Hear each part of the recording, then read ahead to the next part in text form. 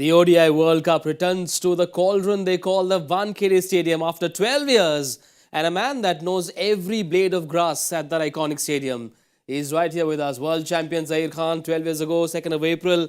Just the mention of 2nd of April 2011 gets you smiling big, doesn't it? Yeah, special day. There's no doubt about it. Every time you talk about it, takes you back down the memory lane, the special day, how it all unfolded, how the celebration was, so all those things just flow from there as soon as you start that topic. Oof, it's an emotional connection that Indians have with the Wankhede Stadium, and ODI World Cups will come to the India connection as we go on in this World Cup as well. India will take on Sri Lanka at the Wankhede in a couple of weeks from now.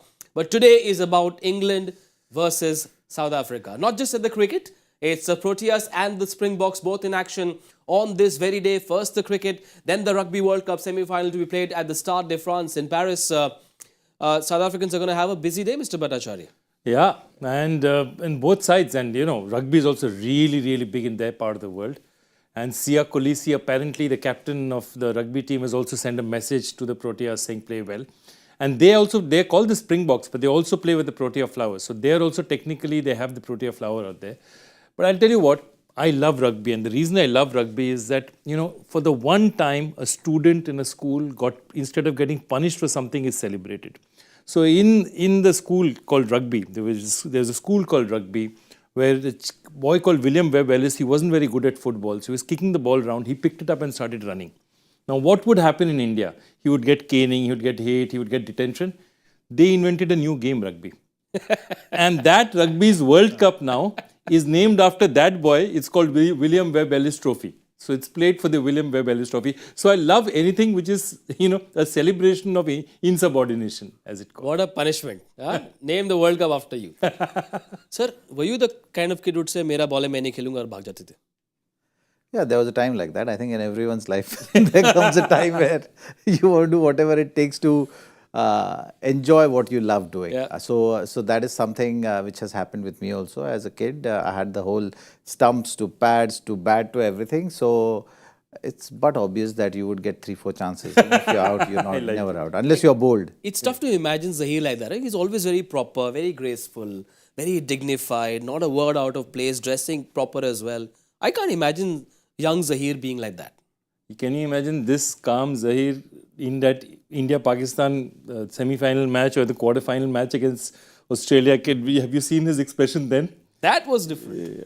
With the ball, playing for India, boss, alag kahani hai. So yeah, this calm Zahir. When you play the game, you got to play the game to win. Yes, and then whatever it takes. Yes, and he actually did the job. That 5-over spell, I've already asked him about that spell, but I'm sure he's asked that question a million times.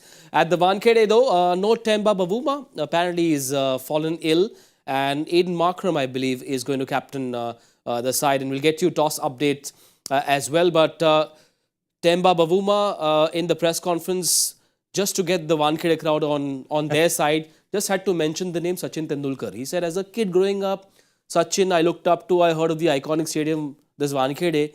Just that one move will ensure that there'll be more South African supporters in the crowd. Yeah, anyway, England supporters are not too many in this part of the world. Though Douglas Jardine actually comes, England captain Douglas Jardine was born in Mumbai. Yeah. But also, look, if almost every foreign cricketer and commentator is surviving on mentioning India and Sachin Tendulkar as the best player, why are you blaming a captain for wanting a bit of support for his team? Yeah? England have won the toss and they've chosen to field first. Once again, much like last night in Bengaluru, not big boundaries, great track to bat on. Zahir, we've seen a lot of how the Wankhede pitches behaved in the IPL. That's March and April, May. How different is it expected to be in October? So generally, it's a good batting pitch. There is no doubt about it. It's even bounce, the true bounce you can trust, and that's why you see a lot of shots which are aerial shots. Batsmen can trust the bounce because of that extra bounce. You get that elevation also, so you see more sixes. That's generally the trend. But having said that, as a bowler, that margin of error is small. Yep. But if you are consistent in hitting those areas, you will actually get rewarded for that. You've seen in Wankhede that extra bounce bowlers also enjoy. Yeah. But you can't drift on line, you can't drift too much on length. That is a thing which you have to deal with as a bowler. So the more consistent you are, you can actually extract good help from the pitch. Generally, when batters get going, bowlers find it difficult, and then you commit errors, and that's how the pressure builds. As a batter, you will definitely have that advantage going in the game because you know you can put bowlers under pressure. But a good bowler will find a way of creating that impact. That's what we've seen over the years at Wankhede. And today is not going to be any different. Before we go to the England lineup, a lot of changes there. But before that, Zach, 40,000 only, the capacity of Mumbai, of the Wankhede Stadium. I have been told, I haven't gone to every stadium in the country. I've watched the India-Pakistan at the Modi Stadium. 1,28,000 was very, very noisy. What's the feeling like when you're under pressure, bowling on a flat track, running into ball at the Wankhede with 40,000 people cheering for you? What's it like? At Wankhede, I can tell you one thing. 40,000 feels like 95. Wow. It's like a gladiator ring. You know, you get in and that noise. It's just the way stadium is built. The stands are a little steep, so that creates that impact and effect for sure. So a full packed stadium at Wankhede is always a pleasure to play under. But the noise level are always huge. You'll see a lot of teams actually discuss that in meetings and stuff to say that maybe you have to use the signs as well. Sometimes the batter also will not be able to hear your call. So these finer things also go in that. So if you're saying it's your catch and not someone else's, so you know you can't just say that it's mine. But you have to actually tell the other guy with the sign language as well. There you have it. Zaheer Khan, our world champion and resident Wankhede Stadium expert. These are insights that you rarely ever get on a cricket show. England have made a lot of changes, Joy. Some of them expected. David Willey, Gus Atkinson come in. Reece Topley is still there. Mark Wood, Adil Rashid. So Sam Curran is out. Ben Stokes, of course, comes in as well. I don't see Liam Livingston there. And Chris Stokes out as well. Yeah. Did you expect 3 changes, John? Look, I mean, they wanted to do something really. They were not happy with their bowling at all. And they feel that they have enough batsmen. So if you look at it, Adil Rashid was at one time batting at 9. Okay. And he's moved up to what, 8? He's moved up to 8. No, Adil was batting at 10 actually. So he's moved up to 8. I think what has happened is that they feel they're sending a message to the batsmen saying, you guys got to deliver on the runs. You've got to deliver. You've got to make it happen because the bowling is clearly not happening. Curran he's not completed his quota in any of the matches. Yeah. He's not looking the bowler he was. Wokes isn't looking good. So I think it's 2 things. It's both to send a message to the team and to get fresh new blood in and say that, you know, this is your opportunity to do something. And Ben Stokes coming back is a huge thing for them. Yeah, that's the big story. They've had to wait for him, but this is 50% Ben Stokes. I mean, yes, he's considered one of the greatest all-rounders in ODI cricket, but he's not bowling these days. Look, before the tournament, I've been talking about teams opting out for that pivot in the tournament. Yeah. You know, you have these teams who you were thinking that they're going to be definite in those top 4, but they've lost their way as they started the tournament. So when you are in the tournament like this, you know the time is running out. And when the time is running out, you just got to time your pivot at the right time for you to give yourself that chance of coming back in the tournament and coming back in a big way. You've seen that with Australia yesterday when they had that kind of approach, the solid start which we've been talking about. They got that, ticked all those boxes, got a win under their belt and against a good team. So that gives you a lot of confidence. And I think England, what they're trying to do right now is looking for that pivot. They know the time is running out for them. Now you can't just stick to whatever you've been planning. Now it's time to do something different. Yep. And that's why they're making these changes, sending the signal also like how Joyda said, but it's also about knowing that they don't want to be in a situation where that they could have done this earlier or later in the tournament. So they're trying to match that timing of the changes. That's why after the last game also we mentioned that fact. Now Ben Stokes will be pushed. Yep. Even if he's there and about. They're saying this is the time, mate. Otherwise it's going to be too late. Yeah. What's the best way to look at this from the outside? Is it a desperate move in England? Or is it an aggressive move? They're saying we're going all in, come what may, it's now or 4 years later. So what have you done? You've actually, if you look at it very closely, you've replaced 3 all-rounders with more specialist players. Yeah. You've replaced Livingstone with a Ben Stokes. Okay. You've raised Curran and Wokes. You've brought in Gus Atkinson, and who's the third you've got in? David Willey is coming. David Willey and Klaasen. And Willey can bat a bit, but he's not the batsman, say, Sam Curran can be. And that's my basic point. That look at it, these all-rounders are the guys who have failed for them. So those 4 all-rounders are the all-rounders they thought they'll play every match with. You know, Moeen Ali in Indian conditions, maybe not in the Wankhede, but mostly would play. Liam Livingstone, Chris Woakes, Sam Curran are their first choices. Look at their economy rates. Livingstone has, you can't look at it that much. He's bowled well, but he's done nothing with the bat. He's batting an average of 10, 11, 10, 11, 10. So they are saying that, look, if my all-rounders are not going it, I'm going to tell you you're a specialist batsman. Now you batsmen have the responsibility of making these 300 runs. You guys are specialist bowlers, do it. So they have moved from all-rounders, lots of all-rounders, to literally at this point in time, who's the all-rounder left in the team?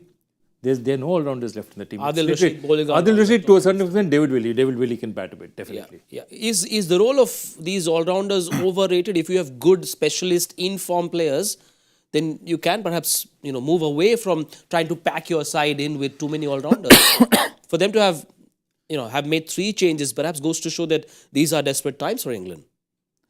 Yes, I think because they were not getting enough from the bat. So that's the signal which you're getting from this kind of a lineup.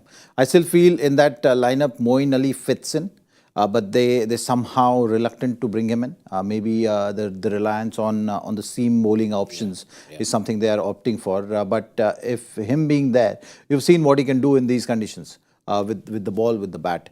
He has not given enough chances, I feel, for this tournament. They quickly moved on from him and went to the other option. Livingston now not firing with the bat, so they're just trying to bring in Ben Stokes in place of that, which we were expecting. Harry Brook was that individual. That's what we thought. But he scored runs. So they are looking at current form and looking at making maybe slightly changing that template. Their template has been, okay, the batters should be able to bowl, the bowlers should be able to bat, and you pack the side with majority of the batters or people who can contribute with the bat, and have that approach of going hammer and tongs right from the word go. But that from the first game itself has not been visible. There was that doubt.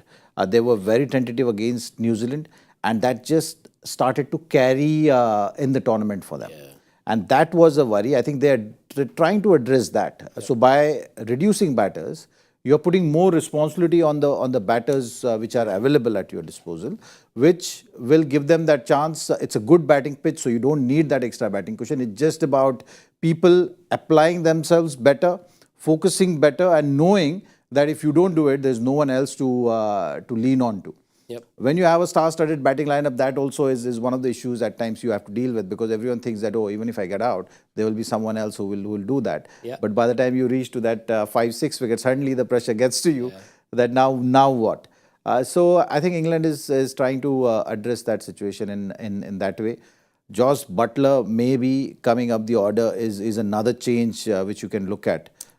Knowing that Ben Stokes is there, so that batting lineup, what they've shown right now in the playing 11, might not be the batting lineup for today. We'll talk about those specifics in just a bit. Let's take a look at the South Africa playing 11. Remember, no Temba Bavuma. He's fallen ill.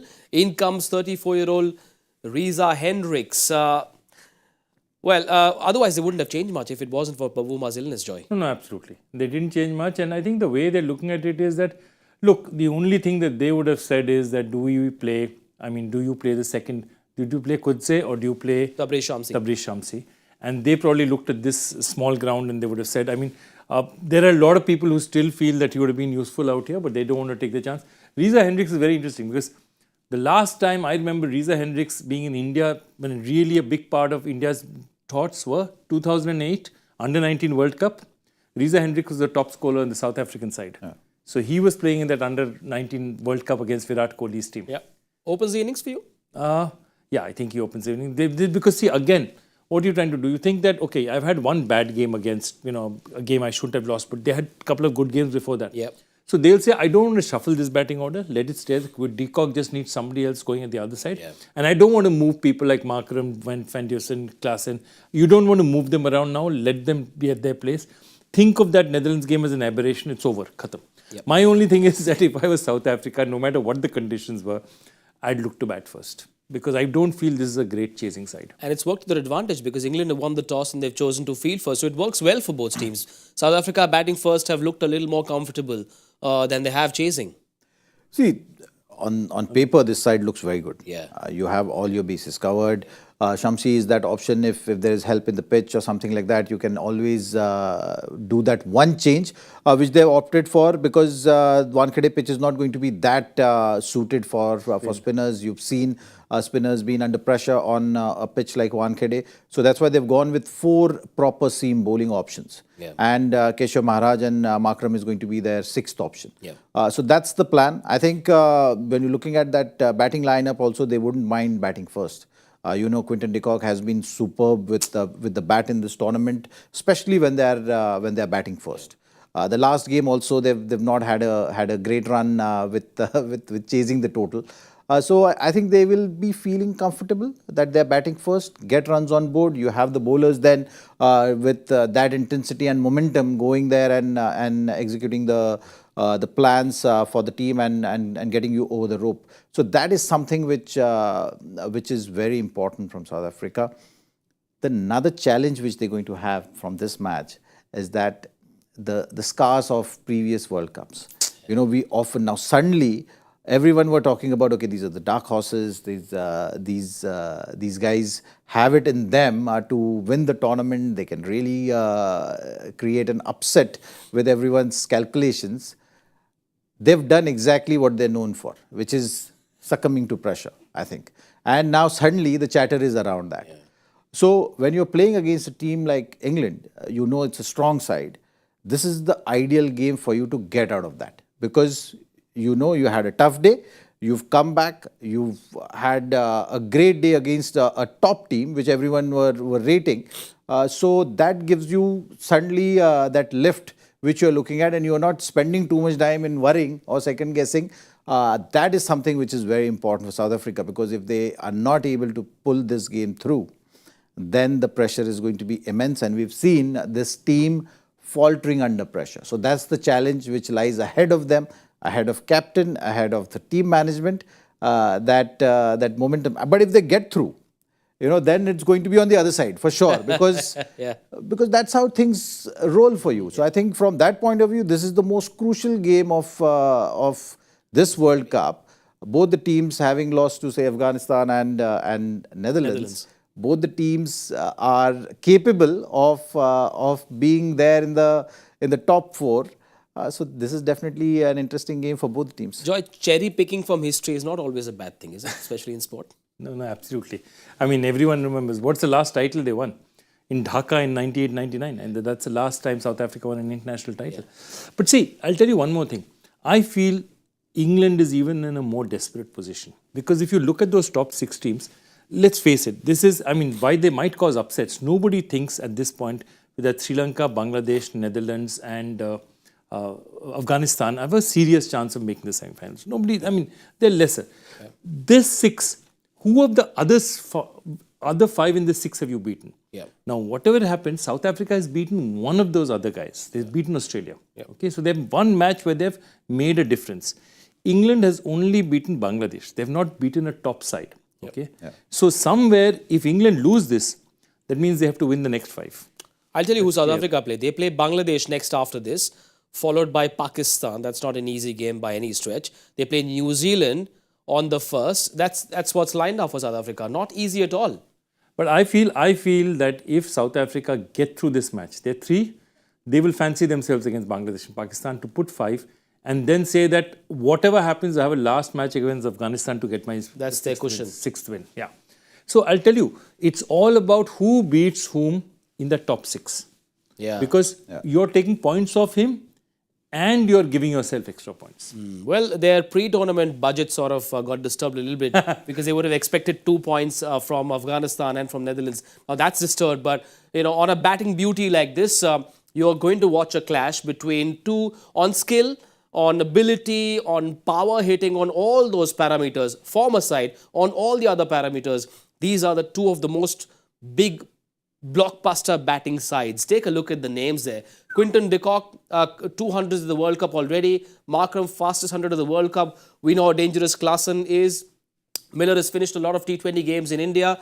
On the left there, you've seen David Malan as the only guy who's hit form. So on form, yes, England slightly less dangerous right now. But if they come good, it's going to be quite a workout for umpires Kumar Dharmasena and Nitin Menon. Absolutely. And I think one name missing in that list from South Africa's side is Rassie van der Dussen. Rassie van der Dussen, You know, so 100 as well. So that shows that the South Africans are in better form right now with the bat, and England have been tentative with the bat. Yeah. And that's the challenge which lies ahead when you're talking about England. So all these big names, Malan and Bairstow for sure, need to do what Warner and Mitchell Marsh did for Australia. You know, that start is so crucial, especially in those big games. We keep talking about it, but once you do that and you just tick that next box after that, things are completely different. I mean, you're talking about, even if Australia yesterday went little slow at the back end, they still managed 350 plus. So that's the difference you're talking about. So those first 20, 25 overs are so crucial. And unless then you see a collapse or, you know, someone really bowling a great spell, which doesn't really happen, it's just the restriction and the pressure. It gets you things done. Yeah. So I think for England, that is something which is missing, and that's what we've seen against Afghanistan. When they played against Afghanistan, it's just that their top order failing to do that. Yeah. Even a decent total looked like a mammoth total, and they made a mess of it. Yeah. So that's how things unfold in cricket, and that's why it's so crucial to keep on following those processes, keep on continuing with that routine. And in tournaments like World Cup, once those first 2-3 games go in a tricky way, then that pressure is immense to deal with. And that kind of pressure is on Heinrich Klaasen as well. In the year 2023, he's got great numbers. A terrific strike rate of about 140, solid average of 50 plus as well. But Joy, in this World Cup, that man has got starts, batting at 5. He's getting starts, but just not able to get things into 4th or 5th gear. Yeah, okay. I'll forgive him the Australia match, the Sri Lanka match, because everyone went so. I mean, so many runs were scored both times by them that by the time he came on, he didn't have much to do. So when you look at that, also look at it with relativity to what is happening around him. I think the point on which really he should be was the way he got dismissed against the Netherlands. Because at that time, had he batted on, the game would have been totally different. Yeah. So I think when you're looking at it, it's one aberration. What I'm also saying is now you're starting to see crunch games happen. Yesterday, Australia-Pakistan was a crunch game. Today is a crunch game. And today is such a crunch game that England is abandoning a philosophy that they have used for 6-7 years. Yeah. Their philosophy was exactly the opposite of what Zach said, that I will keep hitting. Somebody is batting at 9 also, so even if I get out, somebody will take over. Yeah. And suddenly this team is telling you, hold on, you're the 6, you do your job. Yeah. But Heinrich Klaasen, once again, like as the graphic suggested, he's got starts. Does he look to slow down, just take his time? Because we saw yesterday and day before as well, if you spend time, maybe the big shots will come. It happened with Australia yesterday. It happened with... Look, he's a class player. Yeah. Klaasen is just a classy act all the time. You see those numbers. If you put things into perspective at what number he bats at, these numbers are still okay. Because you don't have the luxury, you are just playing the situation. Some days you are 3 wickets down and you walk into bat, and then you have to build that innings. You have to then sometimes go walk in, and right from the word go, you have to keep the tempo going and put bowlers under pressure. So looking at that, he's got fabulous numbers. He's someone who in the last couple of years is one of those good number 5-6, like one of the top number 5-6 batters right now going around in the world. Also, he has one huge advantage. He's the best player of spin among the South Africans. And the South African team actually plays spin decently. You look at that strike rate of 162 against spin. That is a serious average against spin. Yep. So he and Markram are two decent players of spin. South Africa never used to be renowned for having really good players against spin. So I think that also gives them a huge edge in a subcontinental World Cup. Yes, lots of dangerous names in that South African lineup. Quinton de Kock, a couple of hundreds. Markram, fastest 100. Rassie van der Dussen hit 100 as well at the start of the World Cup. Klaasen has had starts. He could come really good tonight on this Wankhede pitch. Now, that's a massive challenge for an England bowling lineup that has struggled in the power play. I mean, the numbers tell you 81 for 1, England conceded against New Zealand, 79 for nothing against Afghanistan in the first 10 overs. A lot of bowling changes have been made. If we can pull up that 11 once again for England, Chris Stokes has opened the bowling alongside Reece Topley. No Chris Stokes. Who do they go with at the top in the power play? I think Reece Topley and Atkinson is something which you look at. Maybe David Willey will bowl 2 overs, 3 overs if they swing on offer. That's something which England have been doing with him. It's a similar role to Sam Curran, but how long the spell is going to be, it is going to be on the day, what's happening. Yeah. If he's not been put under pressure, then they'll look to squeeze in a couple more, which gives you more options at the back end. But these are the 3 bowling options. Wood is someone who is always looked at using his pace after the first power play is done. He was used as the third bowling change, bowler number 5 in that previous game. Was that surprising? No, because of the rules. You know, the 5 fielders in the ring puts a lot of pressure, and you're looking to create that added advantage for you. Yeah. You've seen all the teams. Look at Pakistan, they're using Haris Rauf. Look at Australia, they're using Pat Cummins. Look at India also. They're looking to use someone like Hardik or Shardul to do that job later. You know, so it's a plan which every team goes, and it's not an easy phase. This tournament, we've seen some reverse swing also happening, especially if the team's bowling first. Dry conditions, you will see that slight bit of reverse swing, which gives a little bit more advantage to really quick bowlers. Yeah. And Wood is used specifically with regard to that. If he bowls with the new ball, obviously he's going to be effective. Yeah. But the other bowlers may not be able to do the same job what he's doing. Yeah.